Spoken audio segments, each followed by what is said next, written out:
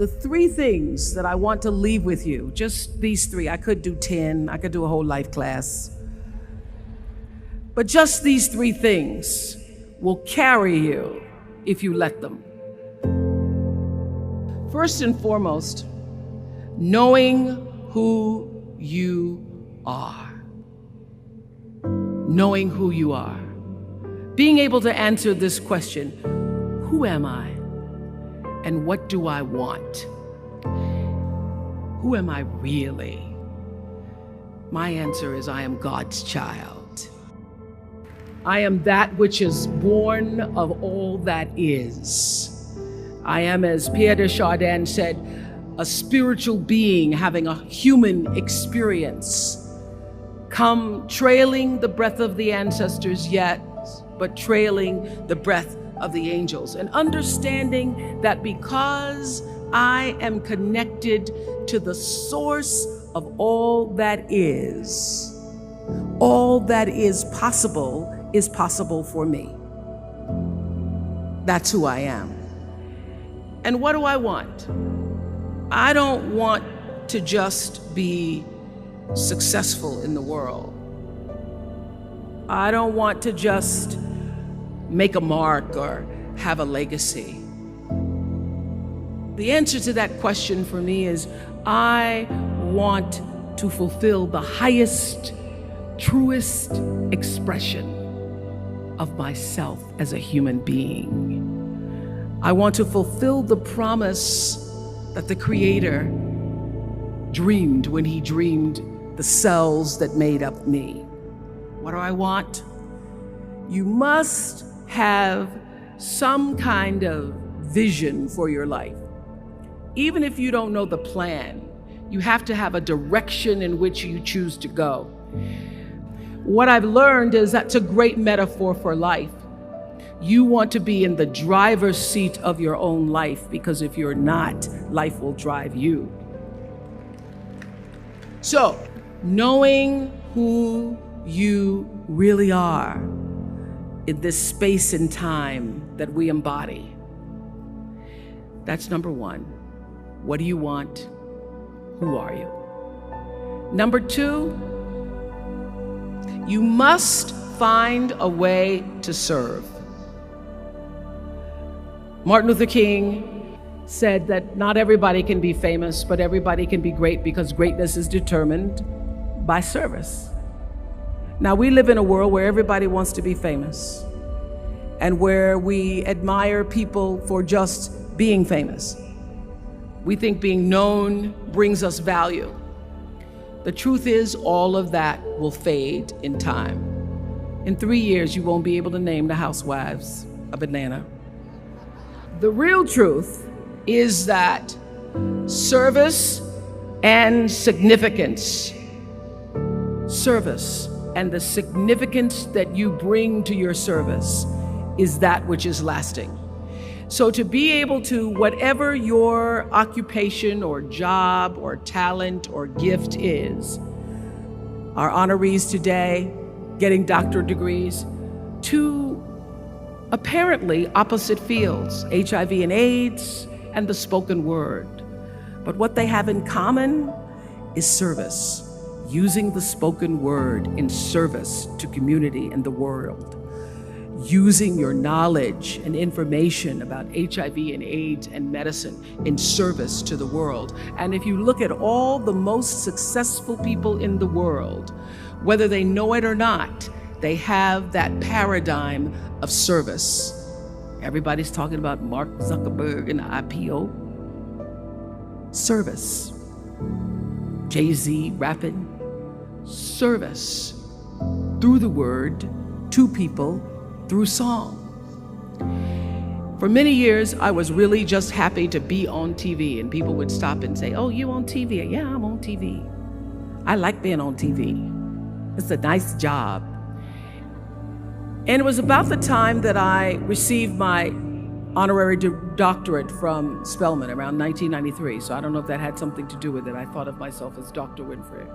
That I went back and I took a long look at what it was I was doing on TV, and made a decision that I was no longer going to just be on TV, but I was going to use TV as a platform, as a force for good, and not be used by TV.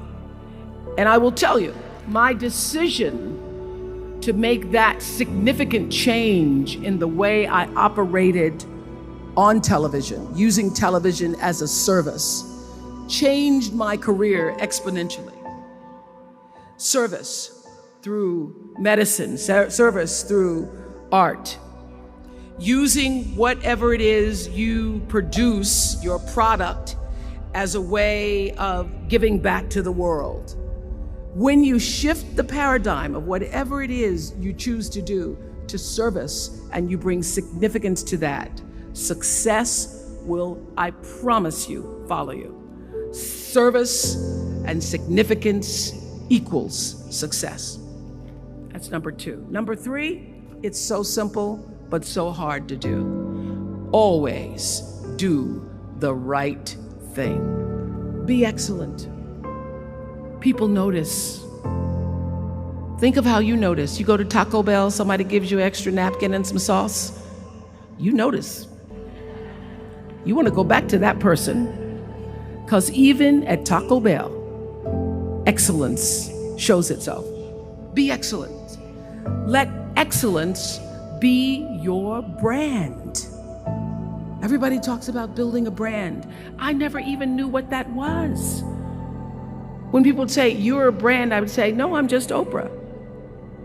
What I recognize now is that my choice to, in every way, in every example, in every experience, to do the right thing and the excellent thing is what has created the brand. And what I know is that when you are excellent, you become unforgettable. People remember you, you stand out. Regardless of what it is, you become an unforgettable woman. And that is what we all want. We want to be unforgettable and not forgettable. So doing the right thing, even when nobody knows you're doing the right thing, will always bring the right thing to you. I promise you that. Why? Because the third law of motion is always at work. For every action, there's an equal and opposite reaction. That is so true in all of our lives. You just have to do the right thing, and the right thing will follow you even when people don't support it. I remember many times on my show. There are many shows y'all never saw. And the reason you didn't see them is because I got the last vote. And I remember 2010, my team, hardest working team in television, had done this interview with a woman who turns out she was a Sunday school teacher by day and a sex addict at night. And they were like, you won't believe it. We got her going out, we got her with the men, and we get to show her, and she was willing to show us everything. I sat down with a woman for an interview that was taped. And during the process of the interview, I said, why are you doing this? And she said, oh, I want to help people. I want to tell my story and I want to help people. I said, do you have children? She says, yes, I have a 10-year-old son. I knew right then, this is never going to see the light of day. So we got off the air and I said to the lady, we are not going to air that show. And she said, why? My producer said, why? She knew she was being filmed. She knew what she was saying. She knows what I said, because her son will never get over it. Her son will never get over it. And it's not worth a rating point to me. Not worth a rating point to me to know that there's a 10-year-old boy who's destroyed because his mother went on the Oprah Winfrey Show and told all her business. You do the right thing, even when other people think it may not be. And oftentimes, when you make a decision to do the right thing, immediately you're faced with doubt. Was that the right thing? Was that the right decision? I don't know, was that the right thing? You always know it's the right thing, when in the end, there is peace.